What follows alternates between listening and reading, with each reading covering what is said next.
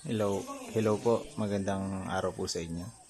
So, bali po, nandito ako ngayon sa ground floor. So, explain ko lang po yung naging electrical works namin dito ngayon.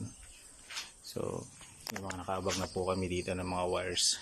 So, mapapansin nyo po yung naka-color coding po yan. So, may black, may red and white. So, yung white para po sa grounding, yung black po is para sa neutral or negative, and then yung red po is para sa live or positive.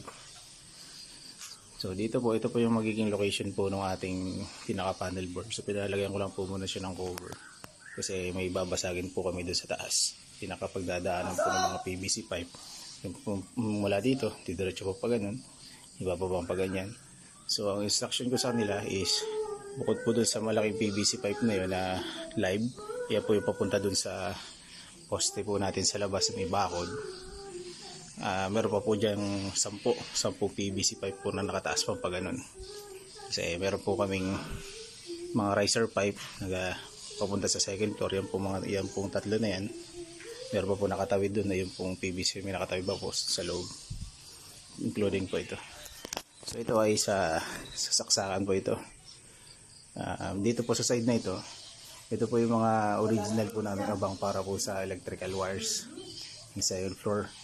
Fortunately, yung iba po hindi naman nagamit na kasi meron po tayo prepared na particular location ng ating mga saksakan. Katulad po nung nandito, hindi na po namin ito nagamit. So, may part po ng poste.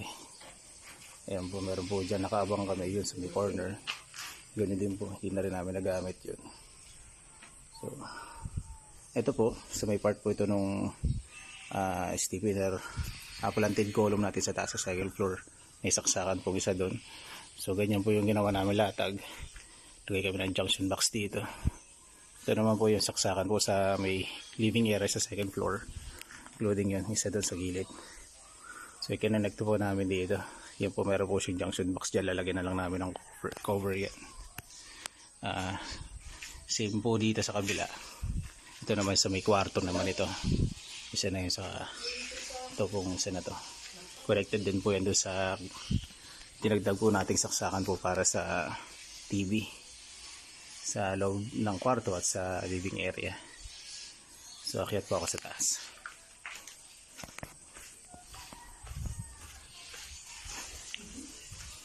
Dito po pala pero po kami dito nakabag na wires.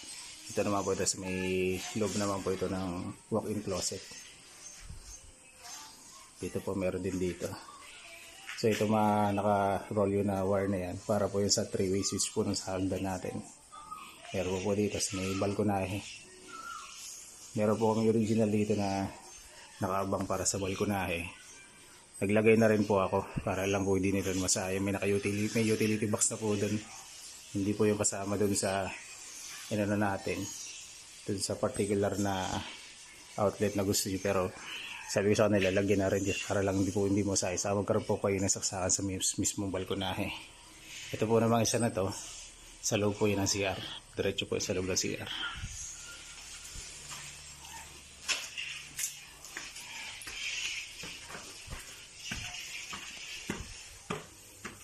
Ito na po yung progress ng aming kisame. Dito po sa second floor. So may mga nakaabang na po kaming wires. Ito po may tatlong utility box dito. Ito pong isa is para po to sa ilaw natin sa hagdan. Ito naman pong isa ay para po sa switch po ng ating sa canopy dito po sa may part ng hagdan. Yung dito po sa labas.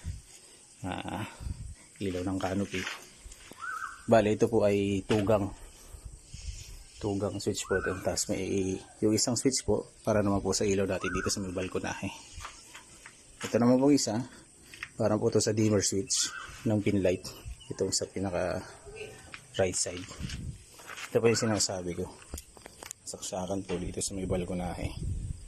So ano ko na rin po ito para po hindi na rin po masaya kasi pinakalagay na rin po kami dito sa original plan. Meron po kasi outlet dyan.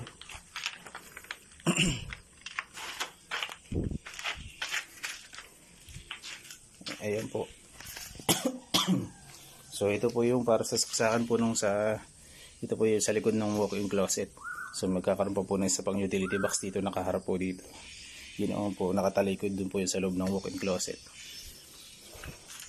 Ito po yung mga nakalatag naming PVC pipes para po dun sa mga additional na mga saksakan po natin. Dito po, mayroon din dito. So tatanggalin lang namin yung nasa loob na yun. May wires na po yan sa loob. Ito may nakaambag na rin po dito. Doon. Ganun na rin po ito. So yung ilalagay po namin outlet dito is yung may cover. Weatherproof cover. Para kahit sa mabatuhan ng tubig ay hindi po siya magpa-fluctuate yung ating kuryente. So dito po may mga nakalagay ito po sa center light ito. Ilaw po dito. Meron din po, meron din po itong isa. Para po sa pin light may meron po kang sa taas kasi nakalatag na po yung wires namin. So ibubutas na lang po namin yung dito. So meron din po dito, meron rin kami nakalatag. Sa canopy po, sa harap, meron na rin po itong mga wires. Yung mga nakalusot pa po dyan. Yun dito. May corners. Meron na din. Ito naman po yung magiging switch po natin ng para po dito sa living area. So ito pong isa is dimmer switch. Yung isa naman po ay bali dalawang dimmer switch po ito. Itong nasa right side.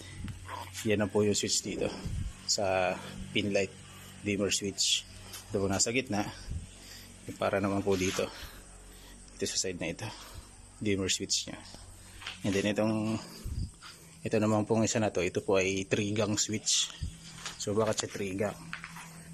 Meron pa po kasi tayong dalawang center light dito sa living area. Isa po doon at isa dito. So ginawa po namin tig-isa pong switch yan. And then yung ikatlo is para po sa canopy. So kaya ito pong isang ito ay 3-gang switch.